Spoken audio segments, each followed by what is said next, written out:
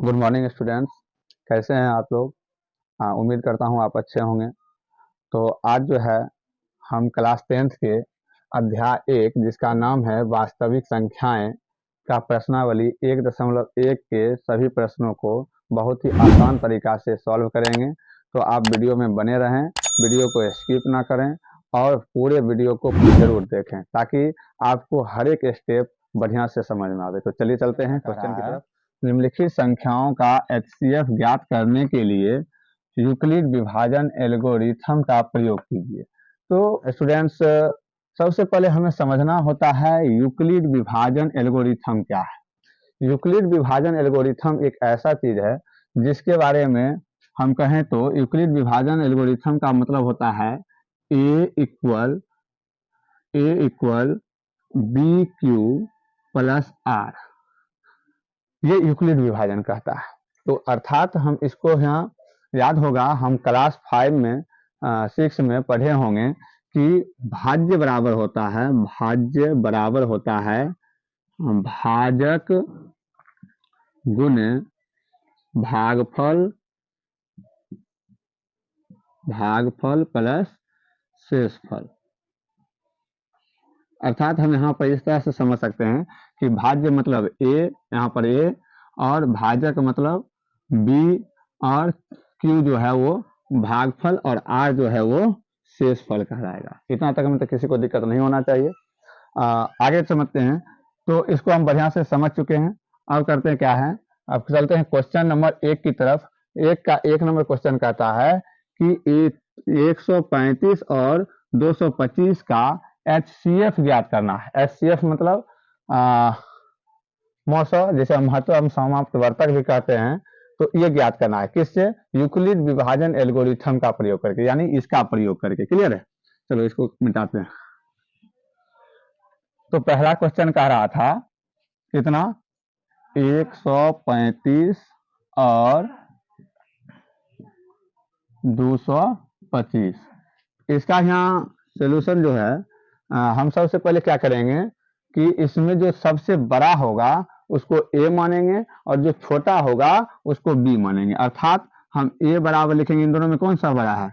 ये बड़ा है, तो इसको हम मानेंगे ए, यानी ए बराबर हो जाएगा 225 और बी बराबर हो जाएगा छोटा वाला यानी कि 135। अब यूक्लिड विभाजन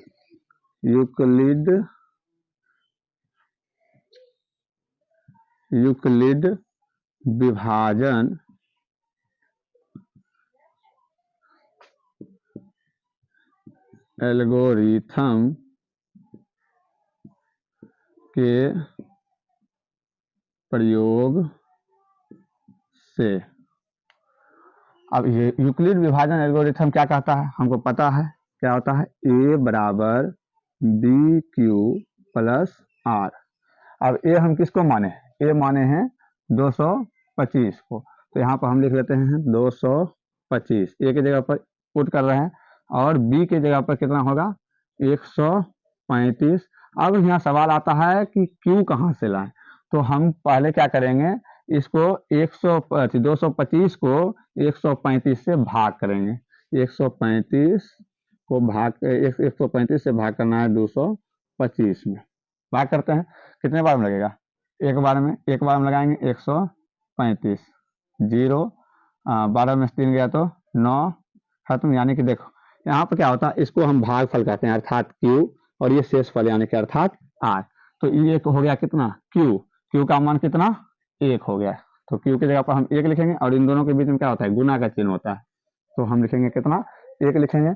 अब प्लस में, तो प्लस में आर का मान कितना है? 90। अब क्या होता है कि इसी क्रिया को, अब ये दूसरा जो है, जो आर है उसको बी बनाएंगे, और जो बी था वो ए अब बनेगा। इन दोनों में देखेंगे कि बी जो है वो बड़ा है और आर जो है वो छोटा है। तो बी वाला को ए बनाएंगे, ए मानेंगे, और आर वाला को बी मानेंगे। तो बी वाला को हम कर लेते हैं ए की जगह पर, और आर वाला को कर लेते हैं किसकी जगह पर? बी के जगह पर। क्लियर है? कोई दिक्कत नहीं। आगे अब देखिए, फिर से वही करना है कि इस 90 से क्या करना है? 135 में भाग कर देना। तो 90 भागा करना है कितना? 35, एक बार में खत्म हो जाएगा, एक बार में नहीं, एक बार में लगाएंगे तो हो जाएगा 90 एकम 90, 5 13 में से 9 जाएगा तो 9 4 13, यानी ये हो गया Q और ये हो गया R। तो Q की जगह पर कितना आ गया 1, तो लिखेंगे गुना 1 प्लस R की जगह पर कितना 45, तो लिखेंगे 45। अब फिर से वही काम करना है और ये क्रिया जब तक दोहराते रहना है जब तक यहाँ पर शेष कितना 0 नहीं आ जाए।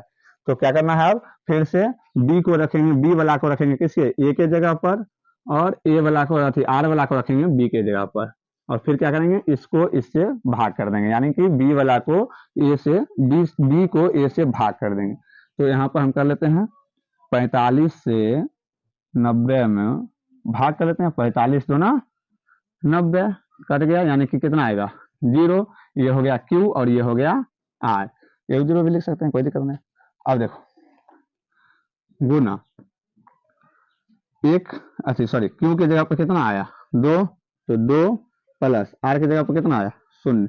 अब देखिए हमारा आंसर यहाँ पर निकल जाता है। आंसर जो निकला वो आंसर क्या होगा, इधर से दाएं तरफ से हमको गिनना है 3 नंबर, 3 नंबर जो होगा वही हमारा क्या होगा आंसर होगा। 1 नंबर 2 नंबर और तीसरा नंबर पर कितना आया 45 आया, अर्थात हम लिख सकते हैं अतः HCF बराबर कितना 45, ये हमारा क्या होगा आंसर होगा। ठीक है, अब चलते हैं क्वेश्चन नंबर 2 की तरफ। पहला का तो क्वेश्चन नंबर 2 कहता है, 1 का 2 नंबर का क्वेश्चन कहता है कि 196 और 38,220 का HCF ज्ञात करें, किस विधि से, यूक्लिड विभाजन एल्गोरिथम का प्रयोग करके ज्ञात करना है। तो ये भी तो उसी तरह से बनाना है। सबसे पहले हमको क्या करना है, इसमें देखना है, हल लिखेंगे और देखना है कि इसमें बड़ा कौन सा है, इन दोनों में बड़ा कौन सा है। जो बड़ा होगा वो कहलाएगा A और जो छोटा होगा वो कहलाएगा B, अर्थात A जो होगा वो 38,220 होगा, 38,220 होगा, और B जो है वो 196 होगा, 196 होगा। अब हम लिखेंगे यूक्लिड विभाजन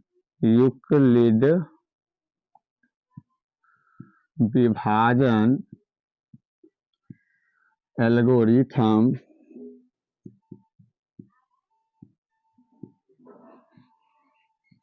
के प्रयोग से यूक्लिड विभाजन एल्गोरिथम क्या कहता है, कहता है A बराबर BQ प्लस R।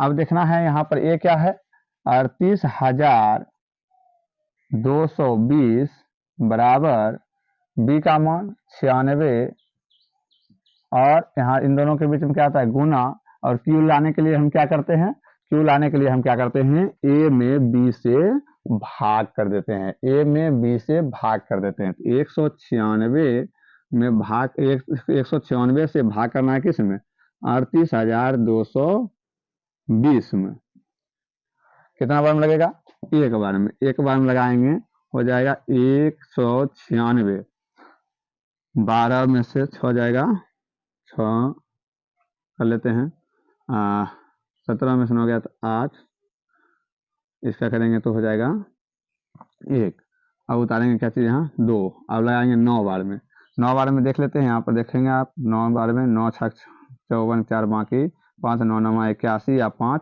86 6 बाकी 8 9 1 9 8 17, यानी 1764। अब घटा लेते हैं, 12 में से 4 जाएगा तो 8, 5 में से 6 नहीं घटेगा, 15 में से 6 जाएगा 9, ये 7 में 7 गया 0 0, यानी ये इसका कोई मतलब ही नहीं होता है, और ये 0 है तो 0। अब इसको कितना बार में लग जाएगा 5 बार में, 5 बार में लगाते हैं, 56 33 0 बाकी 3 9 5 45 और 3 48, 5 एकम 5 3 5 एकम 5 और बाकी 4 था ना, तो हो जाएगा 9 980। यहाँ पर क्या हो जाता है, यहाँ पर हम देखते हैं कि इसको एक ही बार में क्या हो जाता है, इसमें 0 आ जाता है, तो हम इसको मानेंगे R, इसको मानेंगे कथी, सॉरी यहाँ 5 बार में लगाए थे ना, यहाँ 5 बार में, और इसको मानेंगे Q, तो Q का कितना मान आया क्यू का मान है 195, दिख रहा होगा 195, और प्लस में है तो प्लस आर का मान कितना 0। जब हम बता रखे हैं कि जब शून्य आ जाए, शेषफल हमारा क्या हो जाए, शून्य आ जाए, तो यहीं पर हमारा आंसर निकल जाता है। और आंसर प्राप्त करने के लिए हमें क्या करना पड़ेगा, दाएं तरफ से गिनना होगा 3 नंबर तक, पहला, दूसरा और ये तीसरा, ये हमारा क्या होगा, आंसर होगा। तो लिख सकते हैं अतः HCF बराबर कितना आया 196। ये हमारा क्या हो गया, क्वेश्चन नंबर पहला का दूसरा नंबर का आंसर। क्लियर है। तो चलिए क्वेश्चन नंबर 3 देखते हैं। क्वेश्चन नंबर 3 क्या है, 867 और 225, और सॉरी यहाँ पर होना चाहिए था 255, गलती से लिखा गया। तो 255 इसका HCF ज्ञात करना है। तो इसमें देखना है कि बड़ा कौन सा है, बड़ा ये है, तो ये हो जाएगा ए। इसका हल कर रहे हैं, 3 नंबर क्वेश्चन का क्या कर रहे हैं, हल करेंगे। तो बड़ा है ए हो जाएगा 867, और बी हो जाएगा कितना 255। क्लियर हो। अब देखिए इसमें फिर से क्या करेंगे, यूक्लिड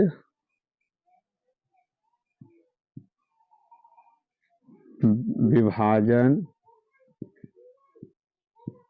एल्गोरिथम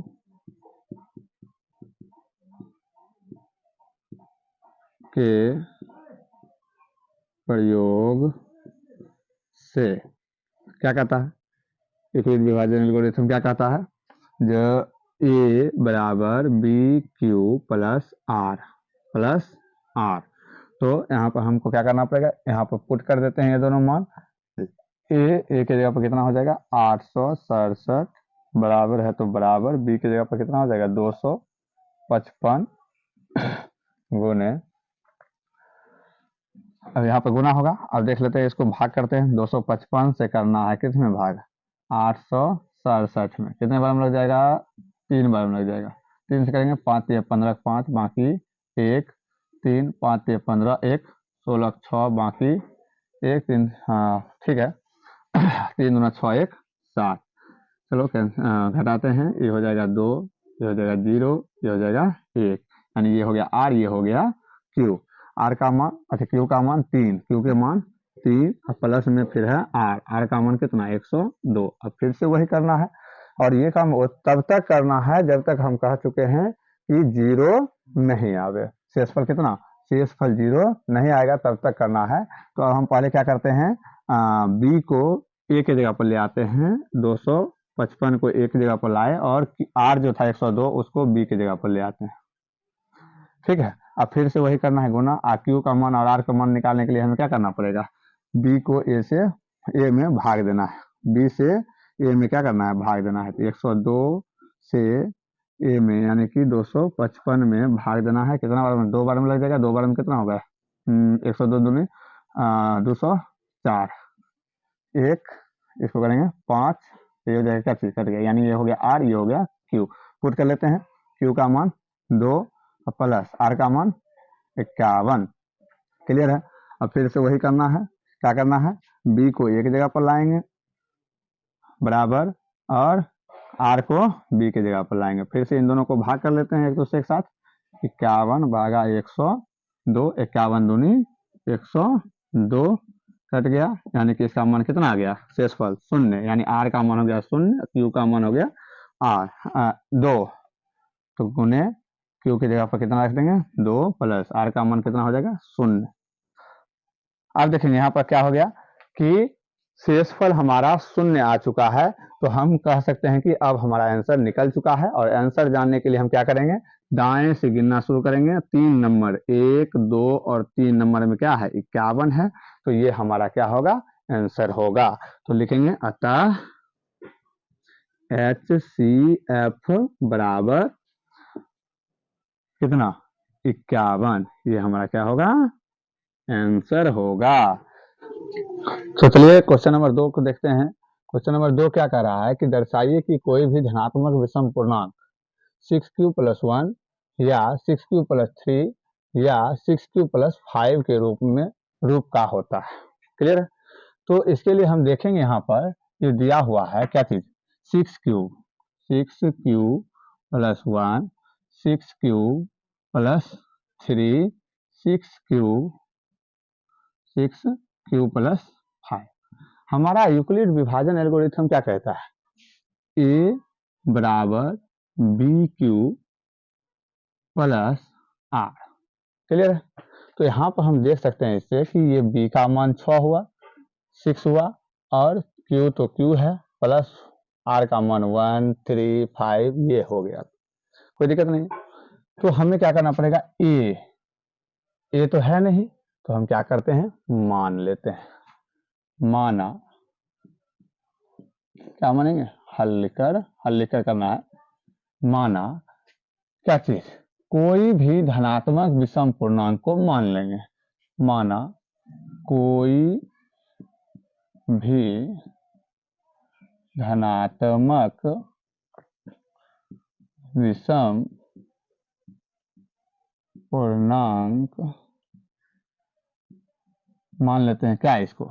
ए मान लेते हैं। क्लियर हो गया? अब बी मान लेते हैं। बी यानी कि बी मतलब क्या? भाजक। भाजक को मान लेते हैं कितना? यहाँ पर लिखा है बी कितना, मानना क्या है? इसमें तो लिखा है 6, यानी कि हो गया बी 6। आर जो है, आर यानी कि शेष फल, शेष लिख देते हैं केवल, काफी है।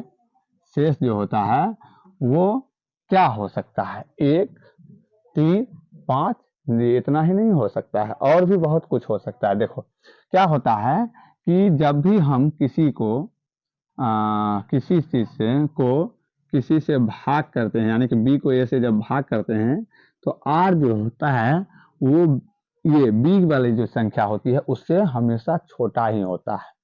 तो यहाँ पर क्या कर रहा है? धनात्मक पूर्णांक। तो हम देखेंगे गौर से कि 0 धनात्मक पूर्णांक कितना हो सकता है? 0 1 2 3 ऐसे करके ये सभी धनात्मक होगा। ऋणात्मक क्या होगा?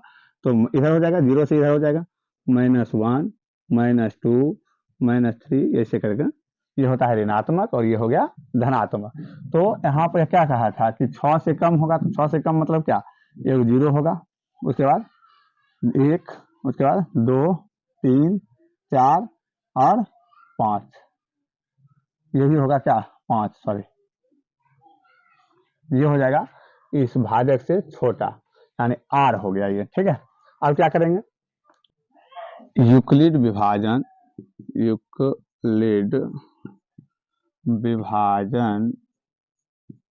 एल्गोरिथम क्या कहता है? ए बराबर B Q plus R. Clear है?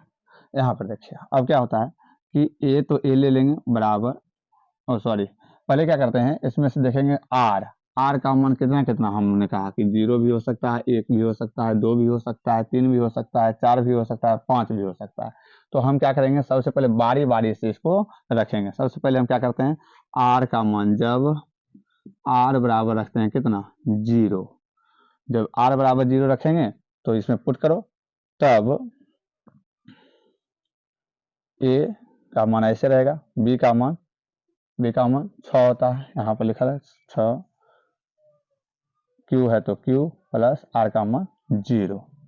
दूसरा में हो जाएगा, आर का मान 0 रखे तो अब रखेंगे कथी? आर का मान कितना रखेंगे? 1। तो जब आर बराबर 1, अब पुट करो, ए ऐसे रह जाएगा, बी 6, क्यू ऐसे, प्लस 1 आर का मान 1। इसी तरह से आर का मान हम 2 रखेंगे, फिर आर का मान 3 रखेंगे, फिर यहाँ पर कर लेते हैं आर का मान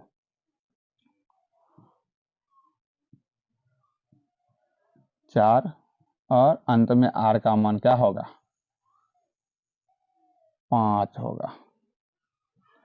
इतना तक क्लियर है? अब क्या कर रहा है? क्या कर रहा था? कोई भी धनात्मक विषम पूर्णांक। अब देखना है इसमें विषम पूर्णांक कौन सा है। नहीं, इसमें देखेंगे यहाँ पर जो है पहला जो आया था मेरा ये क्या है? 6 है, और यहाँ है 0, और 6 और 0 को जोड़ेंगे तो कितना होता है? 6 होता है, जो कि एक विषम पूर्णांक नहीं है, बल्कि ये सम पूर्णांक है, इसलिए तो होगा नहीं। दूसरा यहाँ पर देखेंगे 6 और 1 कितना होता है, 7 होता है, अर्थात ये एक विषम पूर्णांक है। तो इसको हम कर लेते हैं, घेर लेते हैं। और उसके बाद देखेंगे ये भी सम नहीं होगा, विषम नहीं होगा, क्योंकि 6 और प्लस 2 कितना होता है, 8 होता है, जो कि सम संख्या है, तो ये नहीं होगा। इसको कर लेते हैं 6 3 9, ये हो जाएगा सम विषम संख्या, इसको भी घेर लेते हैं। और ये भी सम होगा, 6 और 4 सम होगा, तो इसको हमको लेना ही नहीं है। यहाँ पर देखेंगे 6 5 11, यानी कि ये होगा क्या चीज, विषम संख्या। नहीं तो क्या कह रहा था हमारा क्वेश्चन, दर्शाइए कि कोई भी धनात्मक विषम पूर्णांक इतना या इतना के रूप का होता है। तो हम देख लिए, देखो पहला क्या है 6 क्यूब प्लस 1, ठीक है। दूसरा है 6 क्यूब प्लस 3, और तीसरा है 6 क्यूब प्लस 5, यानी कि 6 क्यूब प्लस 5, ठीक है। अब क्या हुआ कि हमको पता चल गया कि ये इतना इतना इतना रूप का होता है, तो लिख सकते हैं अतः कोई भी धनात्मक विषम पूर्णांक, कोई भी धनात्मक विषम पूर्णांक कितना कितना, यहां पर देख लेते हैं। पहला 6 cube plus 1, 6 cube plus 1 comma, दूसरा कितना है 6 क्यूब प्लस 3, 6 क्यूब प्लस 3, और क्या है तीसरा 6 क्यूब प्लस 5 के रूप में होता है प्रूव्ड। क्लियर है, प्रूव्ड हो गया यहाँ पर। तो आज हम क्वेश्चन नंबर 2 तक सॉल्व कर चुके हैं, और आगे का क्वेश्चन जो है अगले वीडियो में हम सॉल्व करेंगे। तो आज के लिए इतना ही, और अगर आपको वीडियो पसंद आती है तो फिर वीडियो को लाइक करें, कमेंट करें, शेयर करें, और साथ ही साथ हमारे चैनल को सब्सक्राइब जरूर कर लें, और बेल आइकन को दबाना ना भूलें, ताकि आपको जब भी हम कोई नए वीडियो डालें तो आपको नोटिफिकेशन मिल सके। धन्यवाद।